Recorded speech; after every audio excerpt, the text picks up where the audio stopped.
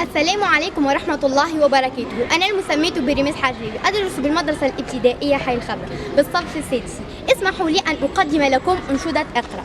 اقرأ اقرأ كانت أول كلمة، اقرأ اقرأ كانت أجمل حكمة، اقرأ بسم الله الدنيا حبا أملا عزما سعيا، وانشر في الأرجاء هدايا، وتألق نورا كالنجمة، مثل الطير يغادر وكرة، مثل النحلة فوق الزهرة، ابحث عن معنى عن فكرة، وانشدها في أعذب نغمة، أقرأ وأكتب في المدرسة، أسمى معنى أحلى لغتي، أرسم ضربا كالأمنية، واطبع في آخرها بسمة.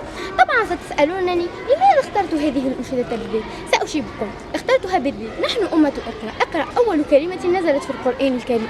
كنت دائما عندما تتردد على مسامعي 50 كتابا أشعر بالخوف، 50 كتابا أمر هين، فأمي تطالع عدة وجوه وتصفحها، وجهي ووجه أخواتي، مرورا بوجه أبي، مرورا بوجه جاراتها، وصولا إلى وجه ذلك المار في الشارع. فكيف لي أنا الطفل الصغير أن لا أطالع 50 كتابا؟